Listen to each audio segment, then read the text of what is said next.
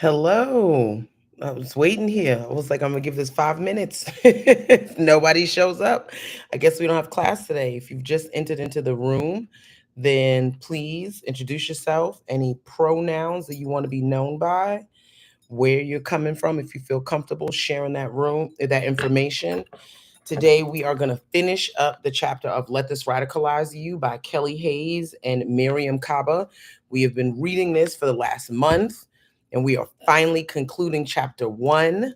Last week, we did not have class because I was in Mexico. I still have not returned to New York. I am now um, I'm in Chicago. I'm in a hotel room. So that's obvious, I guess. I might as well just go ahead and just and just acknowledge the 800-pound gorilla in the room, child. Yes. So Mexico was amazing. Mexico was amazing. If you have entered into the room, you are staying for book club today. Please introduce yourself. I do not, this is an exchange of energy, um, of ideas, of intellect, feedback. So it's good to know who that doesn't feel one way, that I'm just talking at y'all, right? That we're having a conversation. So it'd be awesome to know who's in the room. So please throw in the chat. What's your name? Do you want to share your pronouns? Do you want to share where you from? How'd you find out about today's class? Are you a repeat um uh club goer?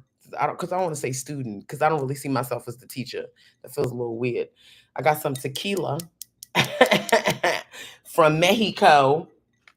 Let me show you. I had to mix it with look at this right here. This is what it came in. Yes, Balarte. Balarte. This one was floral. Yes, art. Hey, Latrice. Latrice, hey girl from Chicago. I'm in Chicago, girl. I'm in Chicago right now. Isn't this is the case that it came in. This is the case that it came in. This is what the bottle looks like. Let me show you what the bottle looks like. Mm, this is actually what the bottle looks like. And it's a blanco. It's a blanco tequila, which means it's clear. It's got floral undertones. It's strong as hell. So yes, brought this back from Mexico, duty free, duty free. I brought it back duty free. So yeah, so I mean, Mexico was amazing. Mexico was quite amazing. I did something called a Tezmacal.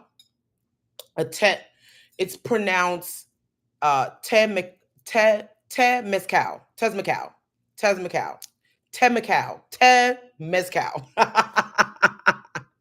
I'm gonna figure out how to pronounce that, but it's basically a sweat lodge. All right, and you go in with what should be a experienced healer, shaman, priestess, whatever whatever they prefer to have themselves called.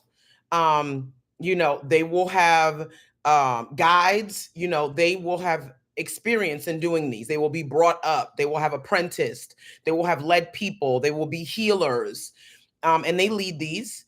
And this was in the mountains, at a wellness place that was hand built and designed by a local, hand built by a local, and I think joint collaboration design with someone else that did not seem like maybe they were a local. I think the person who helped design Terra Noble, his name was Jorge Rubio, was built in 1993. Absolutely amazing. Just, I mean, y'all, there's a lot that I left in Mexico and there's a lot that I brought back with me. And I think I am still trying to sit in the things that were revealed to me about myself, the things that were opened up that I want to question. Um, I mean, when it first started, it's like 9, 10 of us in this Tezmacal. And they put these rocks in this pit, and these rocks are hot, hot, hot, hot. And then they put like sage and different herbs on them, and they put sage and different herbs on them, and they just like incinerate, like they go up in flames and then they incinerate. And then they add the water, and then the steam starts, and the room just gets so thick and it gets so hot. And then they close off the window, they close off the door, la puerta. And I felt so overwhelmed with like fear of the unknowing of what was going to show up. My stomach was just turning. I felt like I was about to have a panic attack, which they said some of us would probably have a panic attack, that we could not leave, that we needed to breathe through the panic attack. Not me. Let me the fuck out. Let me the fuck out now. And so they did let me out, because I was going for the door. And so I went out and they told me to like try to get myself together. The shaman came and talked to me. And I wear this is a gift that I got from a friend of mine, Lisa Brene, and it's of Harriet Tubman. Okay, it's Harriet Tubman. I wear her pendant on a chain. It's actually Lisa gave me this one, and this one is like all messed up, is discolored, you know, it's like warped on the back. And no matter how much I clean it, I can't get it to look shiny. So I did a reverse search and I found the place that she bought it from, and I got a new one.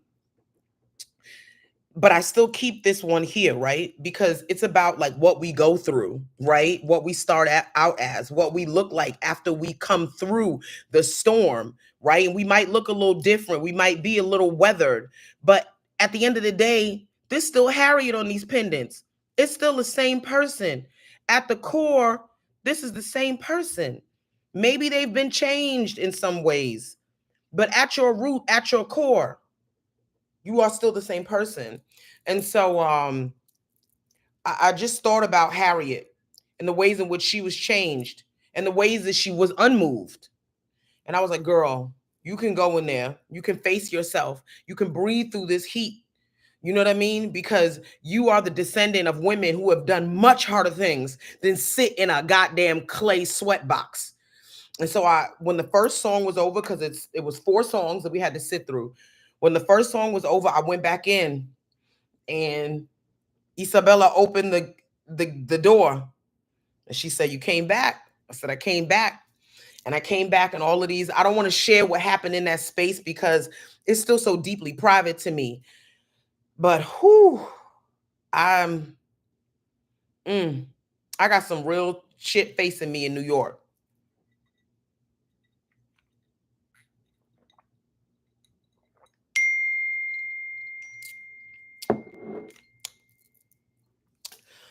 I got shit I gotta face.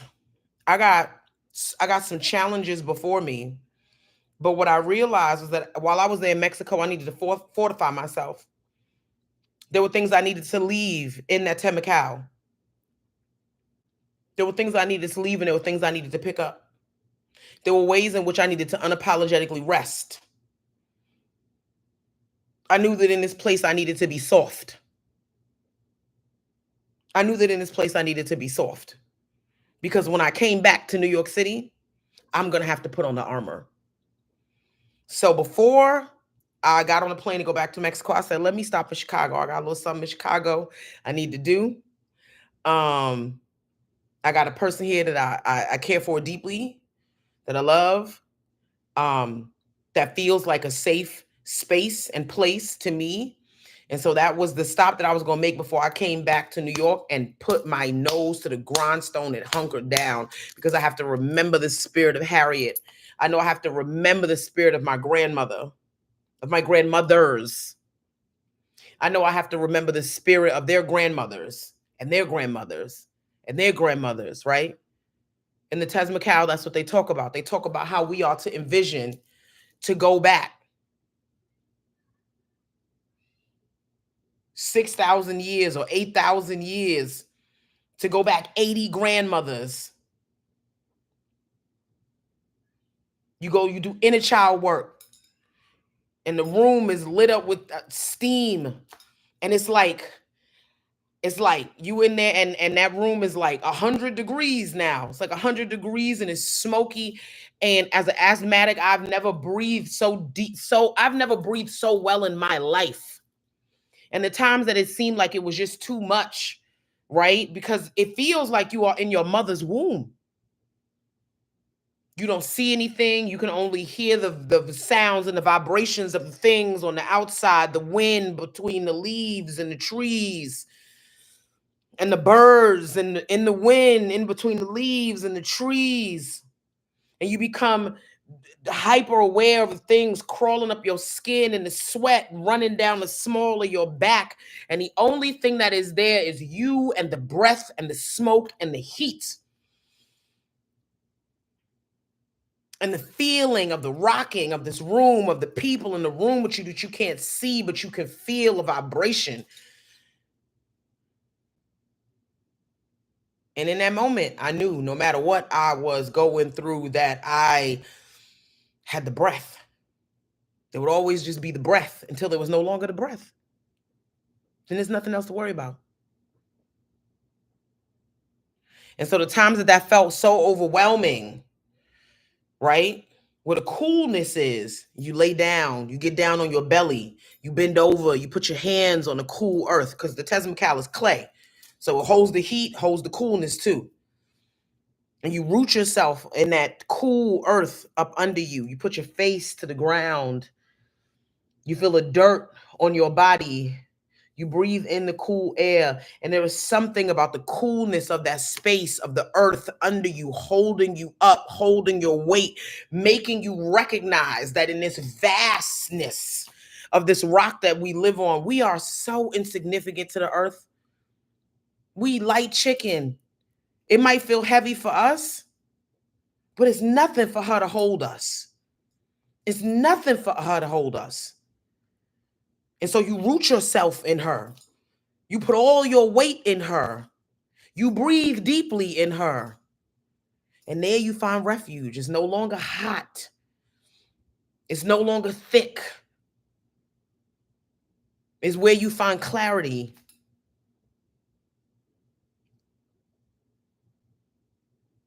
Yeah, Mexico was good for my soul, y'all. Mexico was real good for my soul. I will be back soon. So let's get into this. Last time we were here, I did not put the homework in the Patreon. Don't worry about it. I'll put this homework in there after I get off here. I promise I will, for real, for real. And of course, I'll put the replay back in there.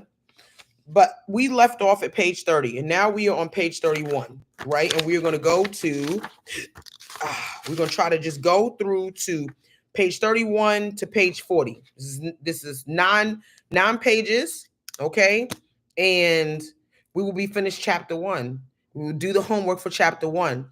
After chapter 1, I am thinking about changing the book. So I'm going to send out these books to the patrons who are still with me. Those are the people who have paid to support the work that I'm doing. I'm going to send these books out to the first 10 or whoever has just joined since I started doing this. So if it's only 5, I only send out 5 books. So please be on the lookout. If I send you a direct message and I'm asking for an address, let me know. I am not going to send it personally. I will just give your address or wherever place that you want it sent to. I will just give it to Haymarket Books. And I will just give it to Haymarket Books and have them send it out to you directly. Let me just put this on Do Not Disturb. It's like every time I get ready to do this, then everybody named Mama want to call.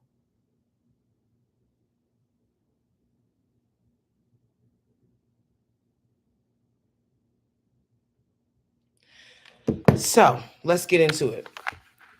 Rejecting our fear of each other. This is page 31. When people comply with an action or tolerate a situation they know is harmful or wrong, fear is often a factor. Fear of punishment, of the unknown, of one another often prevents us from protecting and connecting with each other. Powerful actors must keep us convinced that it's the people around us, everyday folks whose struggles overlap with our own, who pose the greatest threat to our safety, well-being, and happiness. It is the grandest illusion if ever created. In a world where corporations and governments worldwide are poised to annihilate most life on Earth, we are made to believe that other disempowered people are the greatest danger we face.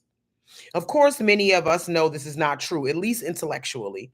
We know that the military corporations We know that the military and corporations are the primary drivers of climate chaos. We know that governments maintain conditions that generate despair and therefore produce interpersonal violence. And we know that under changed conditions, we would have far less to fear in the world, both from the system and from other people. We know that in society where everyone's needs are met, we would no longer need to fear being unable to pay for our health care or losing our jobs and going hungry or being hurt by desperate, disillusioned people. Yet many of us accept the violence, limitations, and the boundaries imposed by the systems as though they are natural laws, inalterable, inevitable, and final, and view everyday people as an existential threat to control, contain, and manage. Obviously, other people can and do harm us, regardless of how much we share, but the conditions that alienate us and enable harm are wholly alterable.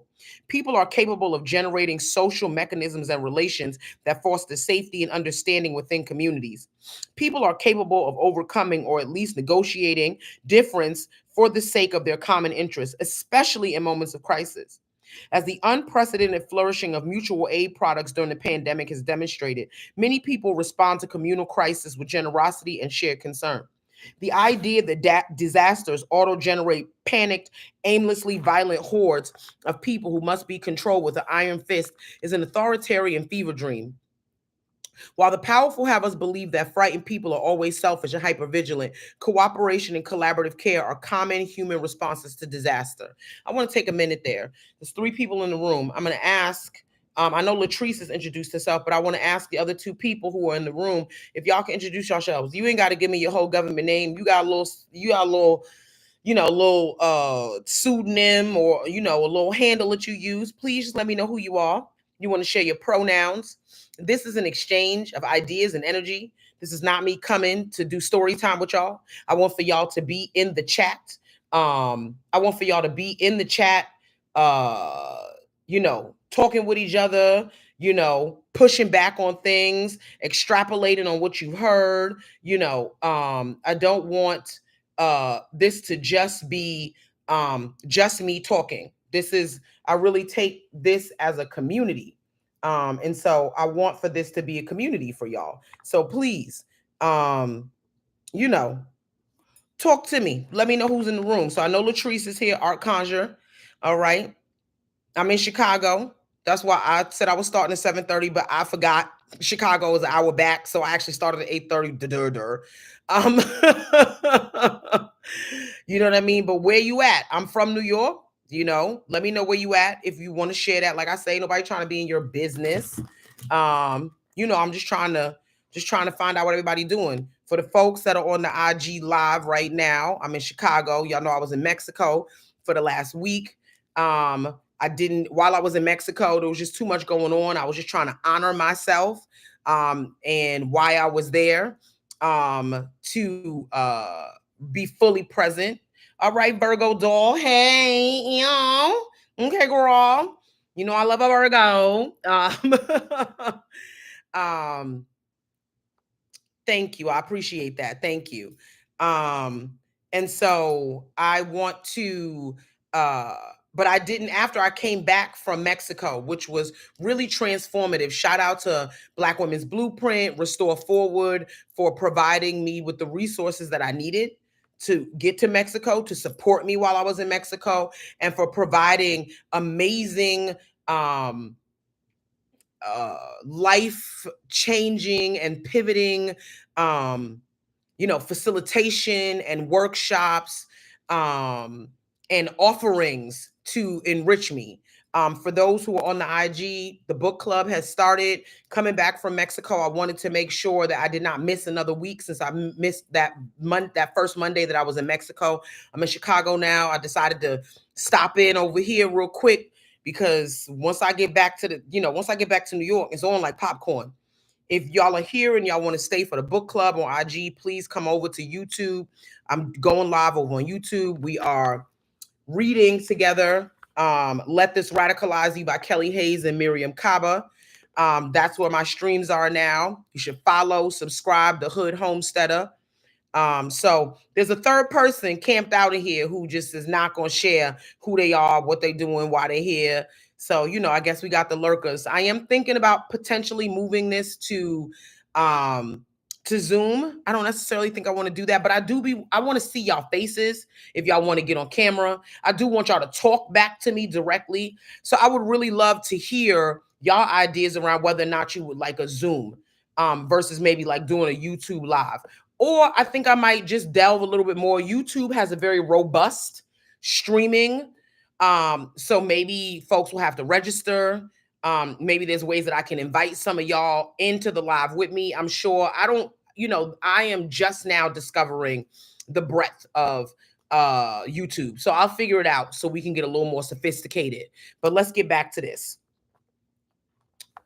While the powerful would have us believe that frightened people are always selfish and hypervigilant, cooperation and collaborative care are common human responses to disaster.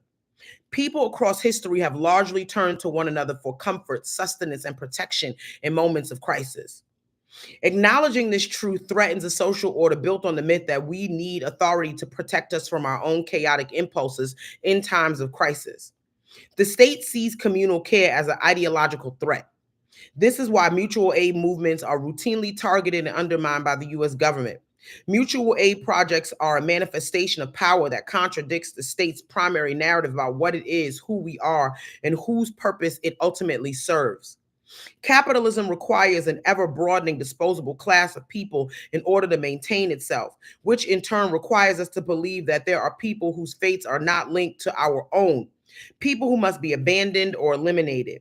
Absent that terrible belief, we would not tolerate the horrors that unfold around us each day. We would be collectively enraged that people live unsheltered and hungry or die of treatable illnesses because they lack money. We will be horrified that millions of people live in the bondage of the prison system and that people die in the process of struggling to reach unwelcoming borders in the hopes of salvation.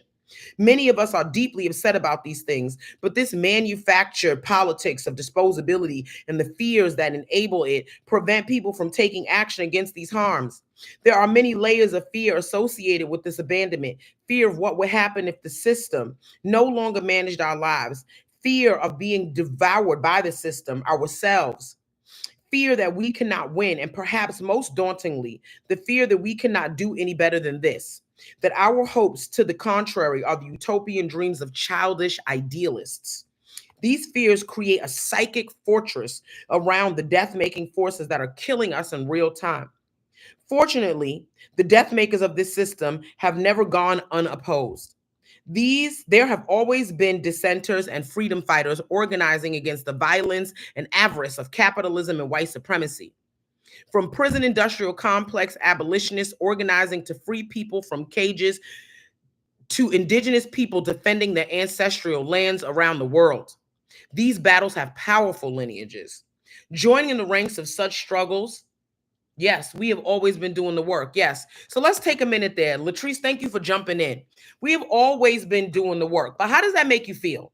Because as I was reading this, as I've been reading this book, that theme has been coming up for me a lot. We have always been doing the work. Does anybody feel a little nihilistic about this? Like, is anybody joining me in the school of thought of like, yes, but that's kind of what I'm tired of? Like, I'm kind of starting to feel like, why do we always have to be doing the work? Why does it feel like every 60 years we got to do the same set of work over and over again? Work that we are doing that really, if we really think about it, right? If we think about it like in a real clear way, if we're really honest about it, we are doing work that does not necessarily benefit us. It is work that is going to benefit generations after us. Are there not moments where you are feeling like, why are we always doing the work? Like, at what point do humans like wise the fuck up and realize that with the things that we've accomplished, equity, justice, fairness, minding your motherfucking business, if it's not of some material harm to you, not just that you don't like it, not just, oh, I don't believe in trans people, whatever the fuck that's supposed to mean. How have trans people harmed you? Why are we engaging in an actual campaign to unalive and diminish the quality of people who are making choices that don't have a goddamn thing to do with us?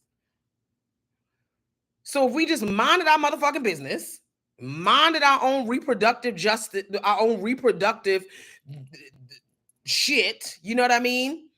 If we just did what we had to do, all of the things that we have accomplished thus far, could we not, we wouldn't have to work all the time. Like, is that not clicking for a lot of people? Do you not feel a little jaded by that? So Latrice said, I was just talking about this. We are collectively tired, which is why we ain't out here protesting now. Who's the we that we talking about? Latrice, who's the we that's collectively tired? If we talking about black people, black women in particular, queer black people, you know what I mean? Yes. Yes. But I also think that there is a level of malice unlike we have seen since the 50s, the 60s. Rabid, dangerous,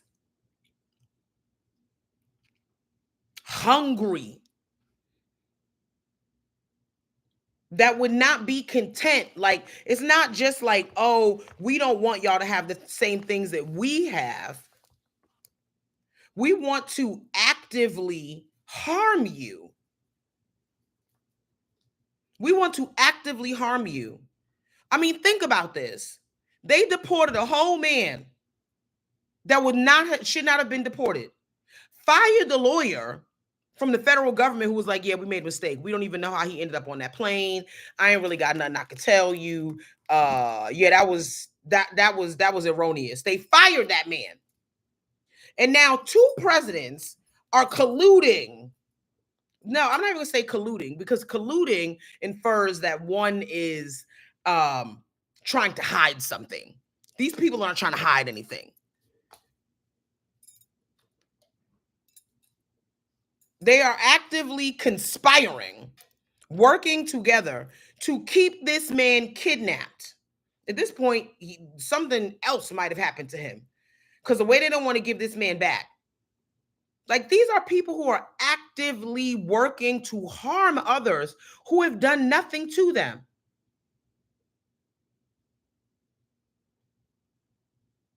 I know I am personally tired of being part of a narrative of people who are always having to do the work, because then the nihilist in me says, then why are we even doing the work at all? If it's going to always be this way, if there is no end goal in sight, if every 60 to 70 years we're going to have to pick up to try to restore the same shit that we just got rid of and going around and around on this circle, what is the point? There's got to be something better, right?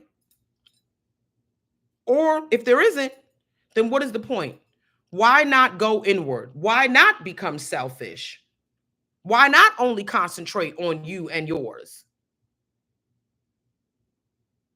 So for me, as a facilitator of this space, I don't really have an answer for that. That is something that I myself am also grappling with. If you are in the IG live right now and you are interested in continuing to stay around for the book club, we are finishing up chapter 1 of Let This Radicalize You. After this chapter, I am wondering if folks would like to move on to a new book. I will be sending out the book to patrons. So don't worry, you can finish it because I will send you the book. So if you're a patron, make sure you look at your DMs on Patreon so I can get the relevant information from you. And so I will be doing that, this afternoon or tomorrow. So we can move on to another book. I've got so many different books that we can explore. I will put together a list. I will try this week to not try. I'm not going to do that. I'm making a commitment that this week I will put together a list of things that I have available. And I will take a poll. And that poll will be open to everyone. Then we can move on to another book if you like. And I am even open to, if you have suggestions, let me know. Because I'm also open to books that are also like fiction. They don't have to just be like politically, like straight up political movement books. You know, we can do Afrofuturism, we can do things that actually embody some of these things in fiction, right? There's so many ways for us to explore these things that are important in this time. All right, so page 33.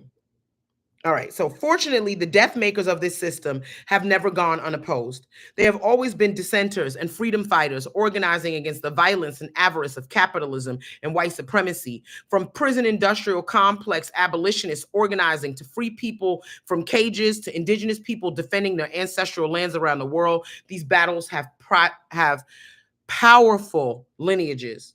Joining ranks of such struggles may come naturally to some. For many people, though, choosing to believe that change is possible and that it can only come from working in concert with other people requires tremendous courage. Challenging the mythologies of this system, reordering our fears, and investing ourselves in collective struggle are huge steps. And they are not steps most people will take merely because conditions are deteriorating. Organizing gives us the opportunity to do more than map out the monstrosity that is the system. It allows us to build bonds between people in unique and powerful ways. By expanding our relationships and embracing interdependence, we can leverage power against the threats we face and extend care amid crisis. We can courageously reach out and connect other people, even if we feel like we don't have much in common with them. When we experience a taste of collective power, our courage will grow as we recognize that we are stronger together and that we are not alone. When we are no longer ruled by manufactured fear of one another, we experience a form of liberation. It is not total liberation, as the structure that opposes us are, for now, very much intact. But we experience a kind of unshackling that allows us to begin the process of dismantling individualism, a violent ideology that has siloed us and stifled our collective potential. When we challenge our anxieties about other people and begin to see unlikely points of connection as points of potential stability and strength, we become more powerful. Unraveling our fear of one another is a multi-layered cultural project. After all, it's undeniable that people sometimes hurt one another, and many people are accustomed to following certain rituals of order when harm happens, even when those rituals do nothing to ameliorate their suffering.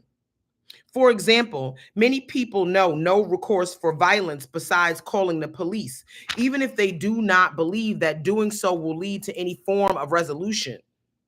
We have been taught to imagine that the alternative to policing is nothing less than brutal chaos. Then, in addition to building relationships that foster collective power, interdependence, and care, we must educate people about alternative interventions that actually address the needs of people affected by violence, poverty, and climate collapse. We must also continue to create our own works of visual art, fiction, and poetry that drive people to envision cooperation and mutual aid as our primary responses to crisis.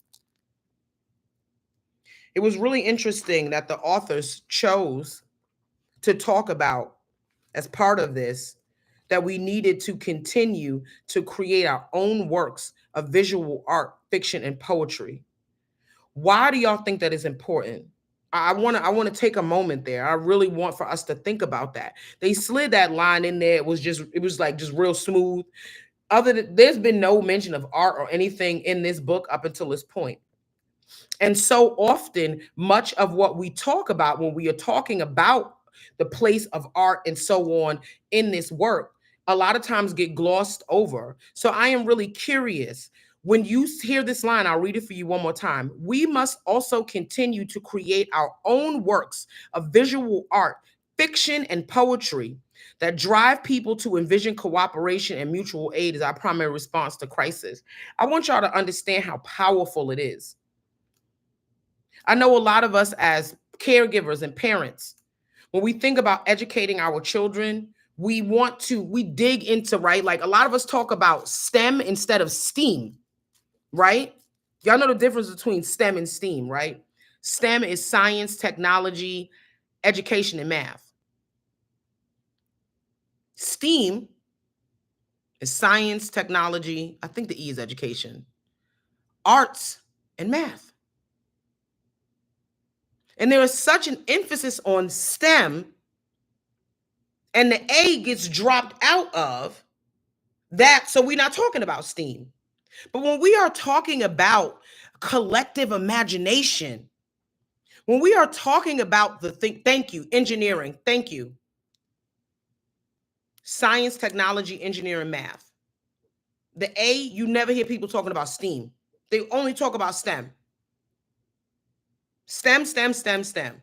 You very rarely hear anybody talking about STEAM. I think that's very intentional.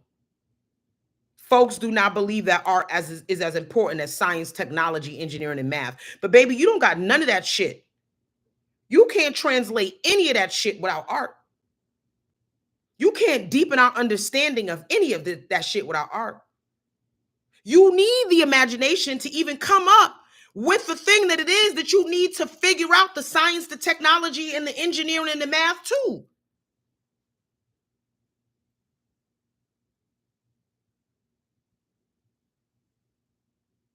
An airplane. You think airplanes started with the engineering? You think airplanes started with the math? You think airplanes started with the science and the technology? Nah, nigga. Airplanes started with the imagination. It started with the art. It started with somebody envisioning, looking at a bird and saying, I'm like a bird. I want to fly away. I don't know where my home is. Somebody sat around and said, I want to do that. I want to be in the air like a bird. It was the art, it was the imagination that got us there. It was the art and the imagination that made us believe that it was possible. And then we figured out the science behind it. And then we created the technology. And then we figured out how to engineer it.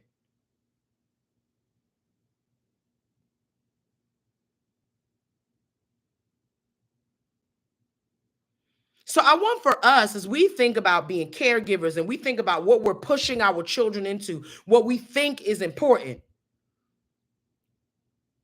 do not underestimate, as we think about in this world, especially with the prevalence of how easy AI is now in art spaces, I want for us to think about the place of visual artists, of writers, of fiction and poetry, how critical they are in movement building, in envisioning, in the collective imagination for which we think about what could be possible. The artists become our translators. They become our avatars. They become our guides. So I really appreciate that line. I want for us to think more about that. What's possible becomes tangible. Yes. Yes, Latrice. What is possible becomes tangible through art. Thank you for that addition. That is so concisely articulated. The artist make what's possible tangible. And we must help people imagine a world in which we can rely on one another. As author and organizer Shane Burley told us, solving a problem collectively takes a great deal of faith in others. We have been trained to see our survival in opposition to the community, something we do by putting ourselves and our families first.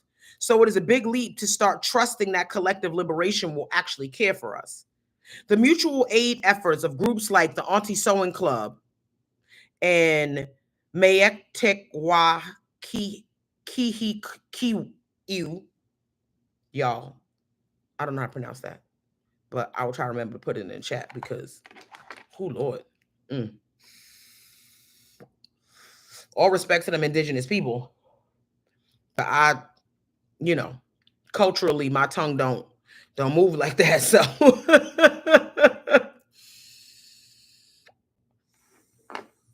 right. Okay. So the mutual aid efforts of groups like the Auntie Sewing Club can help build that net, Burley says. To have faith that a liberatory approach is the best option, some people want to see evidence that we have helped one another survive and that we can do it again. That's what building up projects of solidarity and mutual aid does.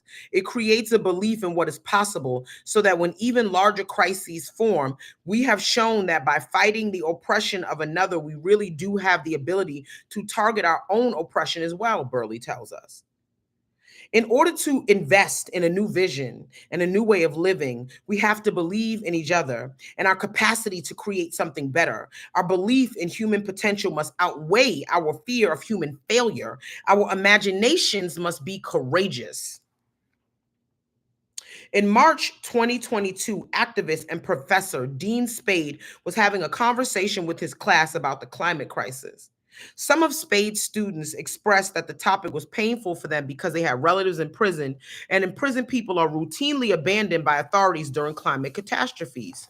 Sound familiar? What climate catastrophe can we think of where they just abandoned inmates in mass? Katrina. Hurricane Sandy, right in New York City. Them inmates on Rikers were they just basically just like, nah, we're not going to evacuate them. We just going to see what happened. And if something terrible did happen, what do you think they was going to do? You think it was going to let them people out and evacuate them? No, the time for that would be gone. They were letting y'all know that they were going to leave them. If it got bad and they had to evacuate, and those prisoners, those inmates, those human beings who were imprisoned, they were going to leave them. They were going to leave them the same way they left those human beings that were imprisoned in Katrina.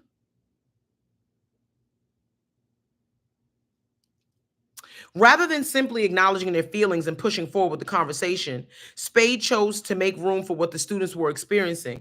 When describing the moment to Kelly on the Movement Memos podcast, Spade indicated that he wanted to honor how deep that abandonment is and how heartbreaking and wrong that is. So Spade led his class on a thought exercise saying, what if we just sat down and just imagined in the most complex way we can a plan for breaking people out of prison?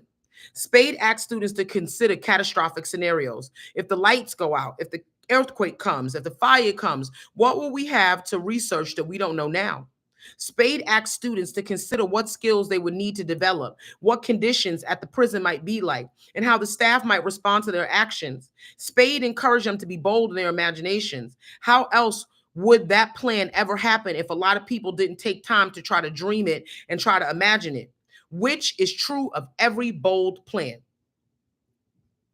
Regardless of whether Spade students ever participate in a prison break, the activity of imagining what a refusal to abandon imprisoned people might look like is generative. As a teacher, Spade was asking his students to discuss a difficult subject. And when that topic caused some of his students pain, Spade suggested an activity that helped ground the students in their values. This also reminded them of their power and encouraged them to imagine how they might express that power collectively in order to rescue people whom society might otherwise leave behind. It was an anchoring moment that allowed students to inhabit a difficult reality together rather than retreating or despairing. In a world where we are steadily being splintered apart, where so much of our social lives have been reduced to commercial interactions, and where fellowship and belonging are desperately lacking, we must relearn how to hold space and belief together in ways that anchor us to each other and to our collective moral commitments.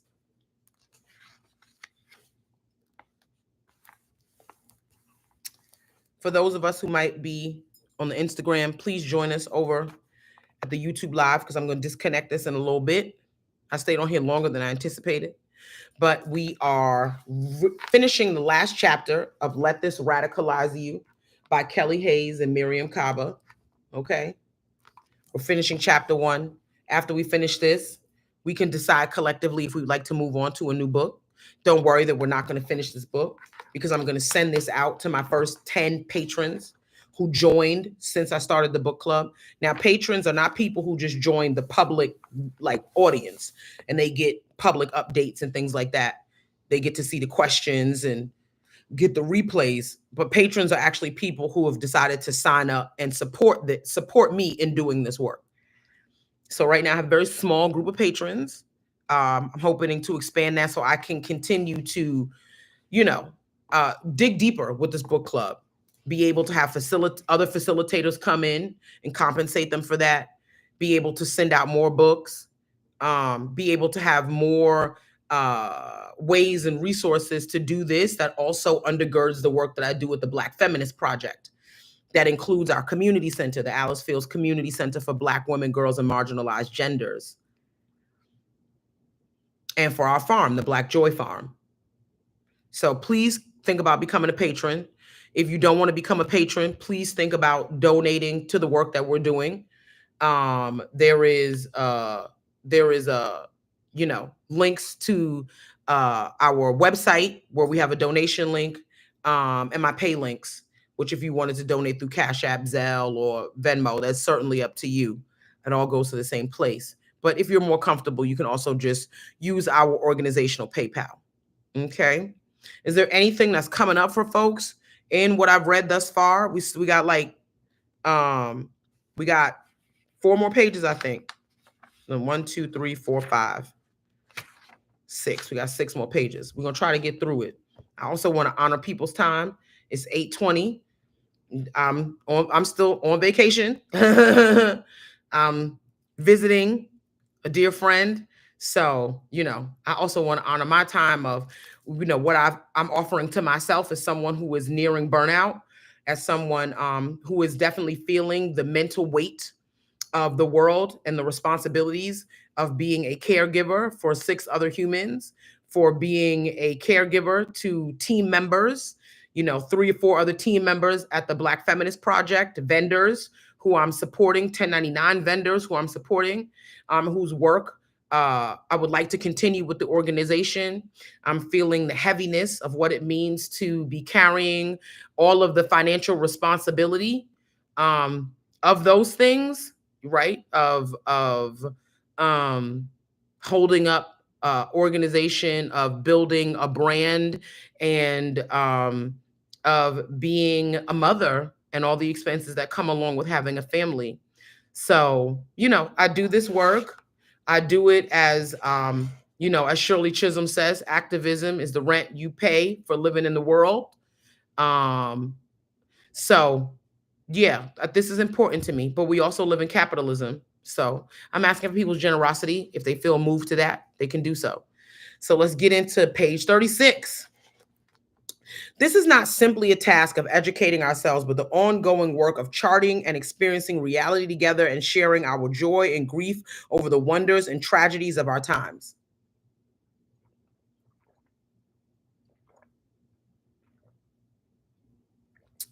Whew. Whew. Tequila.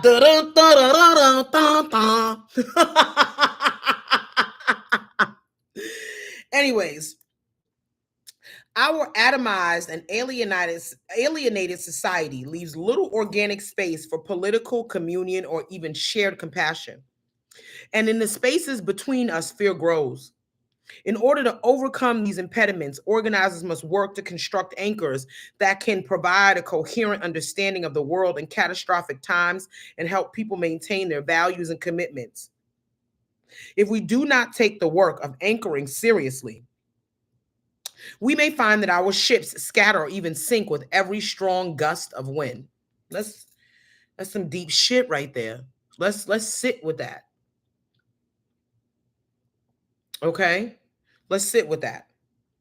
If we do not take the work of anchoring seriously, we may find our ships scatter or even sink with every strong gust of wind. Now, this book is written like it's being written for organizers who are just coming into movement work, but I am using this book because I think that it's smart and it is written in lay terms that people can understand it. It's accessible, but also because it is broad. And some of these things can be reduced down to very micro levels. This book is called Let This Radicalize You by Kelly Hayes and Miriam Kaba. So I'm going to read it one more time. If we do not take the work of anchoring seriously, we may find that our ships scatter or even sink with every strong gust of wind. This is not just for somebody who's an organizer. This is for you in your life right now, in these times where people are being kidnapped off the street. Let's call it what it is. Folks are being kidnapped. Legal U.S. residents, people of different sexual orientations, expressions, and identities are being targeted with imprisonment and death. We are living in a literal hellscape right now that some people are actually delighting in. There are folks who are loving watching the world burn because they are excited by who is going to be harmed. Collectively, we are not well. Collectively, we are not well, and we are feeling it. We are trying to pretend that that's not happening, but it is. And so as I was thinking about this very thing, before I even read this chapter in Mexico, when I tell y'all I did the Tezmacao,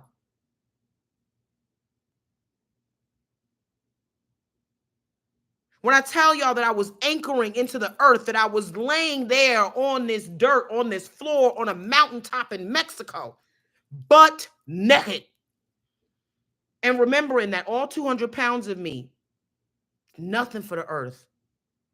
I ain't heavy to her at all. She is an anchor. She will hold me up. She ain't going nowhere. She is solid.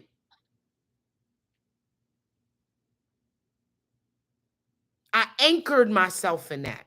What are we anchoring ourselves in this moment as we experience collective trauma and harm? How are you anchoring yourself so that your ship does not sink or scatter? That's not anything you got to share with me in the chat. But I want for us to be thinking about that. That if we do not do the work of anchoring ourselves, if we do not take it seriously, if we do not have a ceremony and a ritual and a discipline for it, your ship will sink or it will scatter. So understand that anchoring is deeply important. Anchors can take numerous shapes: a story, a community space, a sense of fellowship, a memorial, anything that helps ground people in a shared sense of history, compassion, and purpose.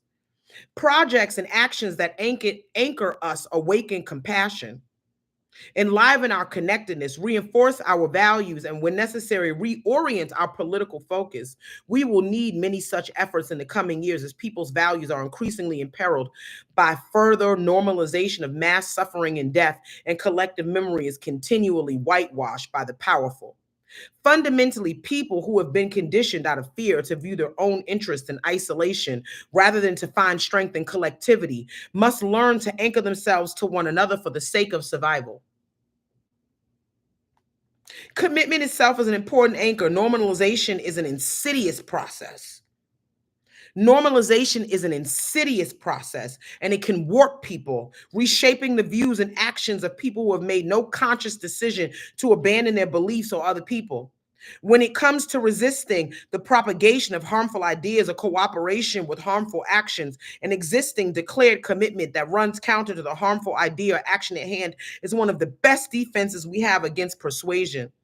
This is why commitments and affirmations should play important roles in the development of spaces and practices that anchor people.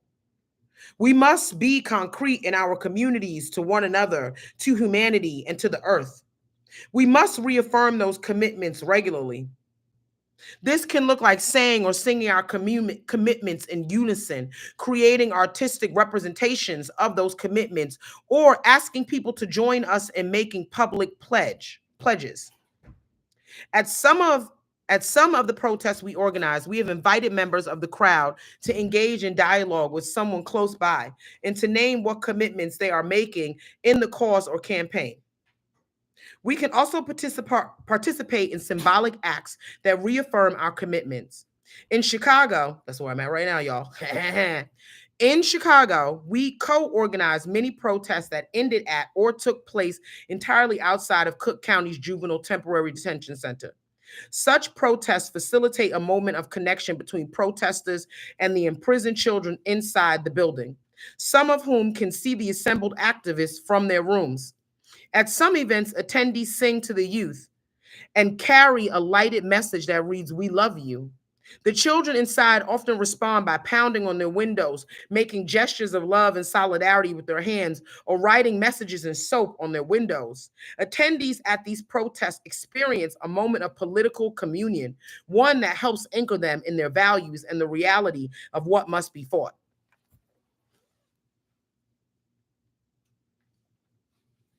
So I'm going to take a minute.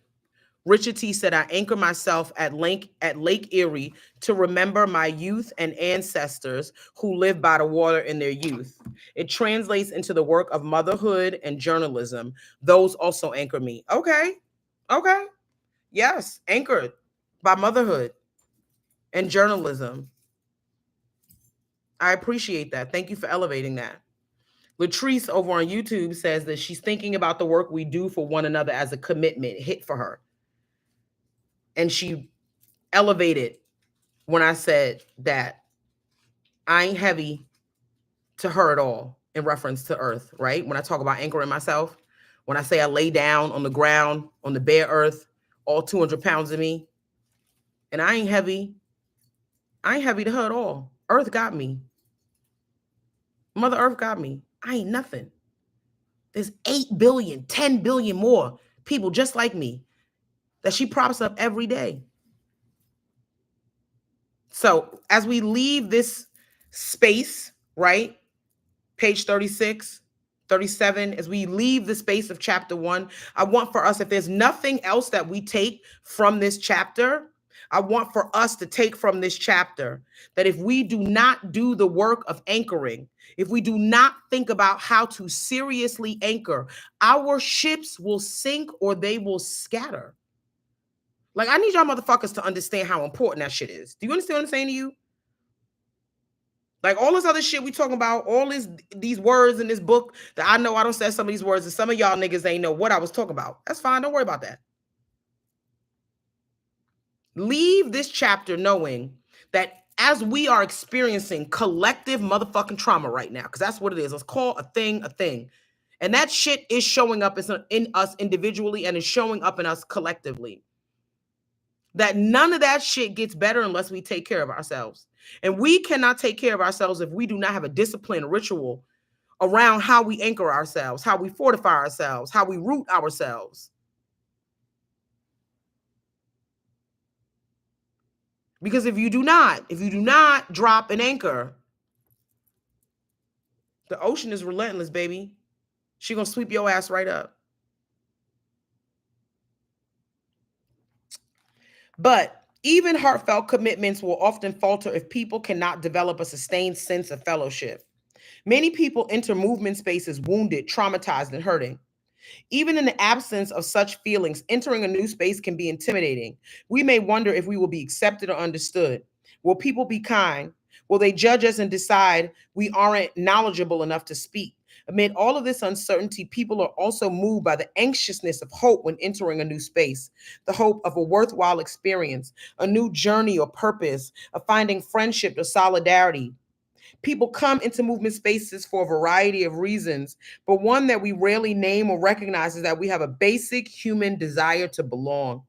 And our competitive, commercial, individualistic society does not foster belonging. The disconnection of modern capitalist society has left many people hurting in ways that they cannot make sense of, with injuries that cannot heal in isolation.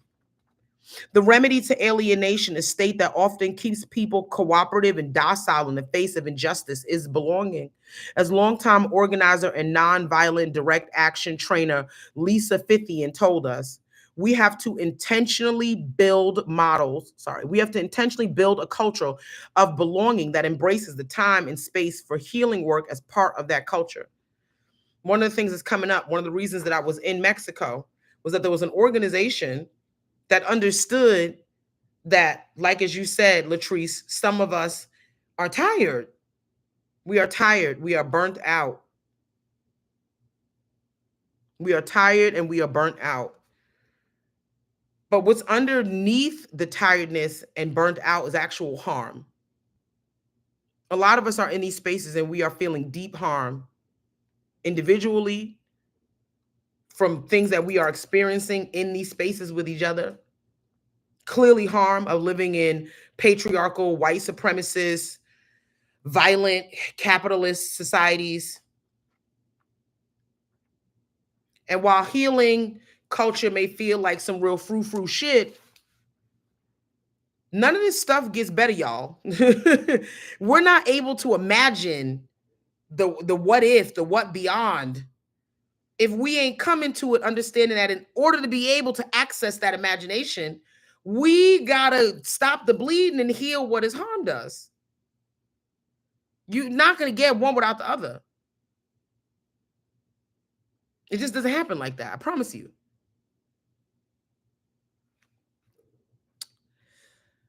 We have to intentionally build a culture of belonging that embraces the time and space for healing work as part of that culture. Some common organizing models are transactional and extractive, often replicating the oppressive dynamics of capitalism, where organizers function like managers, treating volunteers as workhorse employees, frameworks that treat activists as mere unpaid labor or as bodies to arrange for photo ops without cultivating hope, purpose, or belonging for those individuals, or granting them any power in the entirety they work within, can lead to frustration and burnout and cause many people to drop out of movements. We cannot win by replicating the dynamics of dominant society. There is no beating them at their own game. We are not managers or CEOs. We can only win by building something entirely different that offers people something that the oppressor cannot. We are not managers or CEOs. We can only win by building something entirely different that offers people something that the oppressor cannot. So I want y'all to like think about that. I want y'all to, again, this imagination, this divine imagination I keep asking y'all to activate. What is something that the oppressors cannot offer us? And again, you don't have to share in the chat. It's just something I want you to internally ask yourself. If you journal, I want you to journal about it. You just use it as a prompt. What are some things, or what is something that the oppressor cannot offer us?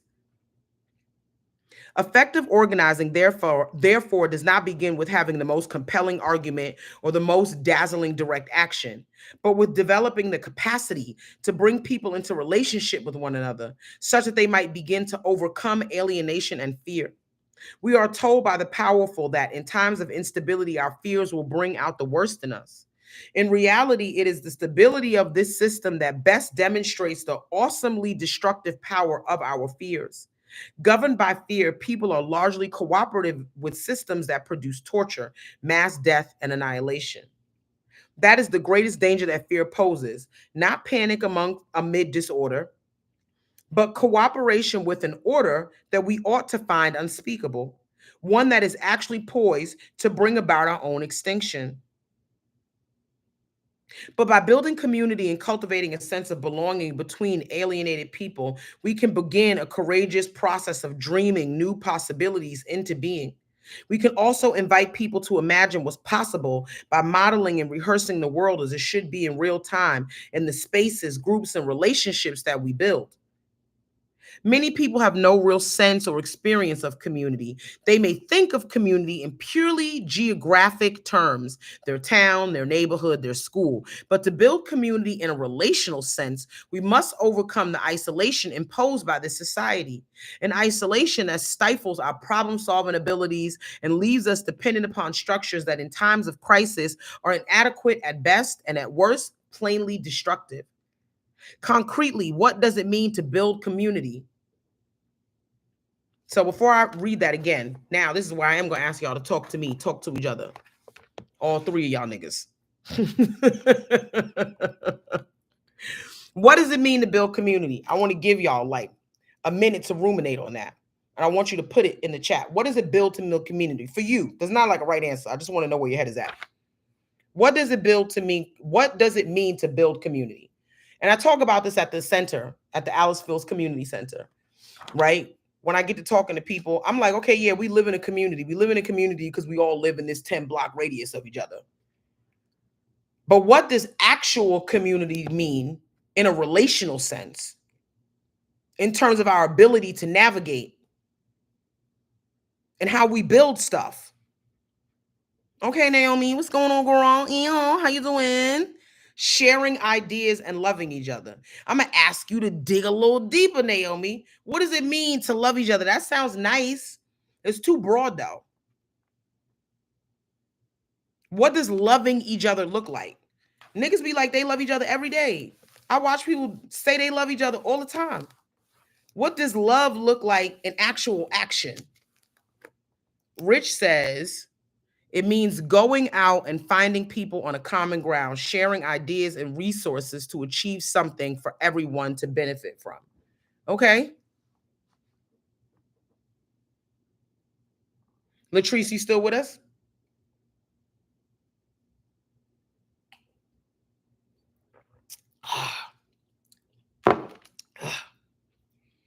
Whew. All right. So yeah, it's tough, right? It's tough. Because we can say the platitudes. No shade to you, Rich or Naomi. I'm not coming for you. Feeding and clothing your neighbors, see a need, meet that need, celebrate one another. Yes, all of those things. All of those things. And so when we start to imagine those things, when we envision those things, then we start to think about with each other in community, how do we achieve those things? Because there's a specific logistical, there are challenges, there are things that come up, particularly in a capitalist society. Feeding and clothing your neighbors sounds easy enough. Niggas is not doing that. And not because they don't want their neighbors clothed or fed. So what does it look like for us as community, thinking about problem solving skills? And again, this is something for you to ruminate on, journaling it, use it as a prompt. Let it be dinner conversation with your peoples. We don't have to parse it out in the next 20 minutes. But I want you to think about that. So we have these ideas. These are good ideas. This is radical imagination. These are things that, as we imagine them, are not unreasonable to achieve. But what does it look like in action? How do we accomplish those things as community? What is our process?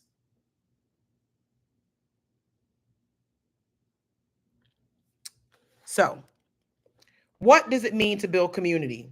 In simple terms, a community is a group of 3 or more people with whom we share similar values and interests, and with whom we experience a sense of belonging. Establishing a community around mutual aims, such as the collective well-being of people living in proximity to each other, requires us to cultivate a sense of shared belonging. Radha Agarwal writes that belonging is a feeling of deep relatedness and acceptance, a feeling of, I would rather be here than anywhere else. Agarwal tells us that belonging is the opposite of loneliness. It is a feeling of home, of I can exhale here and be fully myself with no judgment or insecurity. Belonging is about shared values and responsibility and the desire to participate in making your community better. It's about taking pride, showing up, and offering your unique gifts to others. You can't belong if you only take. There is no substitute under capitalism for the sense of shared potential and understanding that exists when our work embodies our values and how we believe people should relate to one another. Yes, there will be breakdowns in that order because we are all coming from this society and we have its destructive muck all over us. But if we begin with that understanding and process harms with care as they arise, organizing spaces can offer a pause button for the automization. Yeah, atomization, I'm sorry, for the atomization. Sorry, y'all, I'm acting a little illiterate here. Organizing spaces can offer a pause button for the atomization of the dominant culture. This feeling is part of what helps bring people back, however often a group meets. What becomes increasingly possible in spaces where people experience belonging, imagine new ways of living, and practice those kinder, more just beliefs in relation to each other is the cultivation of hope. Because if we can experience other people as co strugglers, not as competitors or fearful enemies, we can act on the values of the world we want to build. We can experience moments of justice, peace, and liberation. And in doing so, realize that those concepts are not fantasies, but realities that can be constructed. Another crucial anchor for organizing is carefully constructed political education. That's why the fuck I'm doing this book club on Mondays at 7:30. Because political education is important, not just education. Having a political analysis is important. A political analysis that is based in like actual, like not just your opinions and what you believe, but those things rooted in actual things that can be corroborated, things that can be acknowledged, things that can be proven, things that can be imagined and co-created.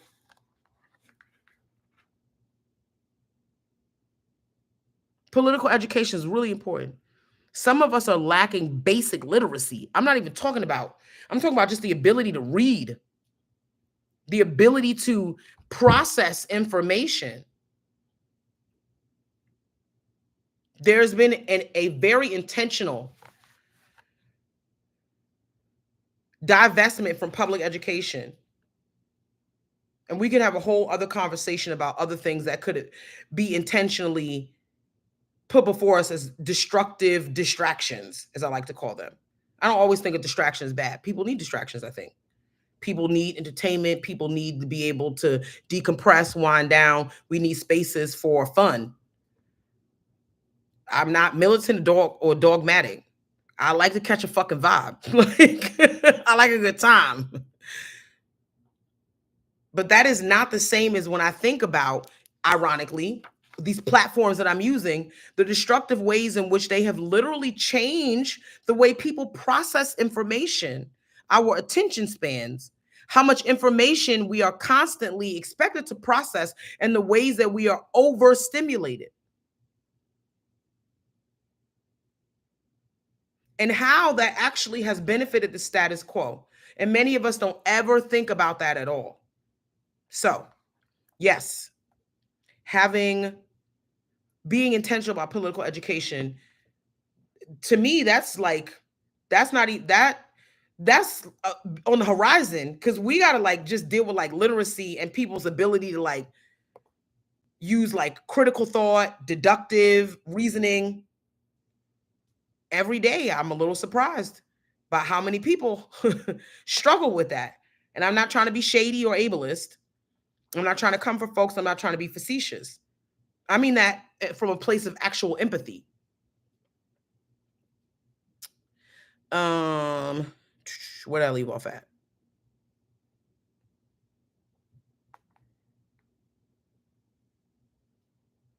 Okay. As activists, we sometimes poke holes in people's worldviews, perhaps damaging assumptions or allegiances, and this can feel satisfying, but a deeper kind of educator is needed to uproot fear and spur action.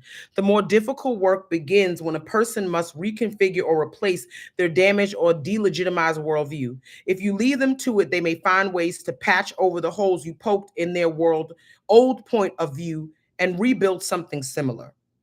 Anyone can tell someone who is wrong that they are mistaken. Organizers go farther, welcoming people into the practice of envisioning and enacting change. As old worldviews fall away, new worlds must be built. Part of our work is helping people understand the world on a new set of terms, a framework in which the social dynamics of capitalism are spelled out in gritty, honest terms, but also understood as malleable, impermanent, and breakable. Imagining how the world ought to be and then fighting and rehearsing for that world demands a great deal of the human psyche. People need new transformative stories to embrace in place of the false narratives they must let go or that are being ripped from out from up under them. They may need to reimagine what the fulfillment of their values looks like, or even reimagine their values. Organizers must help people reimagine the world, commit to rehearsing for and building that world, and develop creative ways to remain grounded in an increasingly chaotic and fractious environment together. Y'all, we did chapter 1. We did the whole chapter. That's amazing. We did that together, y'all. See? We did it together. And yes, it took a little bit longer. If I had done this very differently, put it behind a paywall, you know what I mean? Did it as some sort of monetized course, I could have got through chapter 1 in one class. No problem. And I had a little change in my purse for it. That's not what community looks like. You want to go fast, you go alone. I forget what the other part of it is. If you want to do something, you go together. If you want to go far, thank you. If you want to go fast, you go alone. If you want to go far, you go together. So we went far and we did it together. So we got through chapter 1. If you are a Patreon that joined when I started the book club, I will be sending you this book in the next week. Please answer your direct messages on Patreon. Okay. I'm also going to, this was dope. I'm not even in organizing, but I needed this on a whole nother level. Thank you, Latrice. But also, this is not just for organizers. Yes, they wrote this for organizers, but like I said, they wrote it in such a way that you can apply this very broadly. You are an organizer in your life. First of all, let's just deconstruct this bullshit around being an organizer. Niggas act like there's some academy, there's some like Hogwarts Academy of Organizing. Nigga, no. People who became organizers most of the time just got that shit out the mud. They cared about some shit enough. They aligned themselves with an organization or organizations, started doing consultancies. Maybe they work with other folks. A lot of organizers be just out here organizing their community and also hustling at the same time. I know bitches from my community that was slinging Adderall in the hood, okay? Sell a little pussy here and there. And they're still organizers. You are an organizer in your life.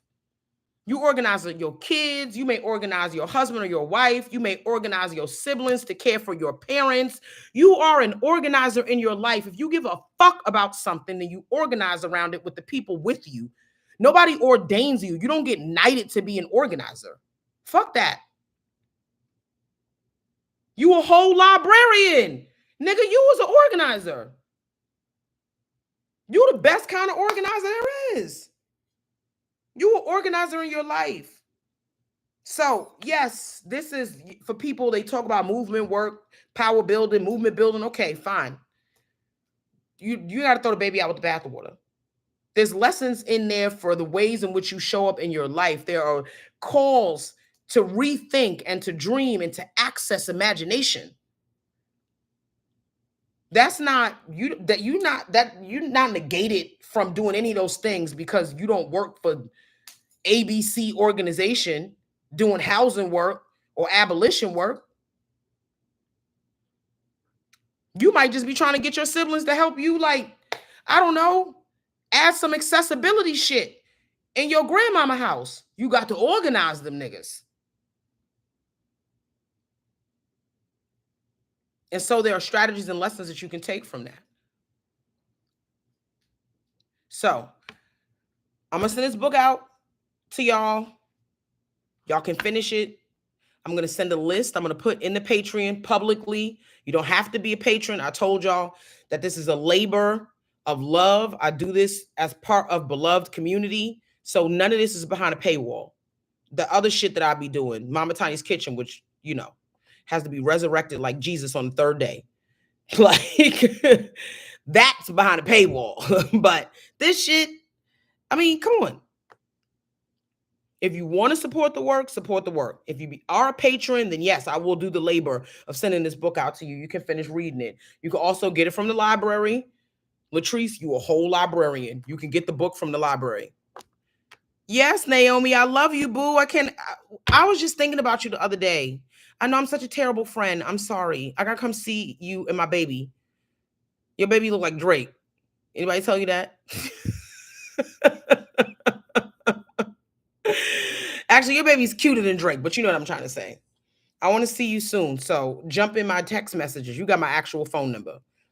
Um, I'm gonna put up in Patreon the books that I have access to. Um, we can, there's a Palestinian book about feminism. I got a bunch, I got the Combahee Collective, I got all of this stuff from Audre Lorde, I got a bunch of stuff from Octavia Butler, I got Ta-Nehisi Coates. I have a whole mini library. There's a bunch of stuff we can read. So I'm gonna pick about 20 titles that I really like, and that I would have been dying to explore in community with other people. And so y'all will let me know. I'll put up a poll and you can let me know what we want to move on to, because next week we're going to move on to a new book. And same deal. The first 10 new Patreons, I will send y'all a copy of that book. You never have to have the book. Okay. I'm always going to read the chapters to you, right? For accessibility, for community, for, all that good shit. So you never have to have the book. But if you want to get a jump start on it, then it's completely up to you. You can purchase the book. I will encourage you, if you have a local bookstore that can order a book for you, order from a local bookstore. Try to avoid some of the larger chains that we know are tied to a lot of this lobbying that is supporting a lot of the chaos that we are seeing right now. So it is 8:54. I am going to honor myself by getting up off this motherfucker. I'm going to honor your time. We always end at 9 o'clock. So today we end in 6 minutes early. I really enjoy this all the time. We always got a small community. Instagram, y'all got lucky. I was just trying to give y'all a sneak peek. But next week when we do the book club, I'm not doing it on Instagram. You got to go to YouTube. So you need to go ahead and subscribe to the Hood Homesteader over on YouTube. That's where the lives are going to live. I will be chopping and screwing. I'm not gonna repost this live on Instagram. I'll chop and screw what was on YouTube and put that in there. Of course, I'm gonna embed it on the Patreon. The homework questions will be there. The poll for what books will be there. I got to get back to New York, so don't expect that tonight or even tomorrow. Honestly, it'll be up probably Thursday, and we're just gonna keep it going. If you want to support the work that I'm doing with the Black Feminist Project, the Alice Fields Community Center, and the Black Joy Farm, you can go into my bio. There's a link tree. You can go to the website. You can donate there. If you want to donate, Cash App, Zelle, Venmo, that is also in my profile bio on Instagram. Or you can become a patron. That helps to support this work. There will be new Mama Tanya Kitchen content coming. I've just been drowning in trying to get Cardamom in Time, our social justice cafe, open. Y'all, this shit is hard. This is so hard. I mean, like, I knew it was going to be hard, but I'm kind of embarrassed to say, like, I didn't know exactly how hard it was going to be. It's just sucking up money and I'm stressed out. So support for that reason as well. Definitely trying to get that open by June. We're having an event at the farm in April. If you want to come out to the farm, a lot of y'all be like, oh, I want to come to the farm. I want to help out, blah, blah, blah, blah. So we're going to be doing like an Earth Day event at the farm in April. Food will be involved because nigga, who y'all talking to? And it's gonna be fun. So make sure y'all stay all up to date. Turn your notifications on Instagram. Become a patron. Subscribe to the YouTube channel. Blah blah blah blah blah. That tequila is starting to kick in. I'm gonna get off of here. I appreciate y'all so much, booettes and boos. I will talk to y'all soon. Check my timeline because I cannot wait to give y'all the rundown of Mexico. It was a vibe. Chicago was a vibe. I'm really appreciating this 8 or 9 days of rest that I had. That's crazy. I feel greedy. 8 or 9 days of rest. That's insane. I don't think I've seen that in since 2012, maybe. Anyways, y'all know my DMs are open, climbing them. It takes me a couple days to get back to people, but I will get back to you.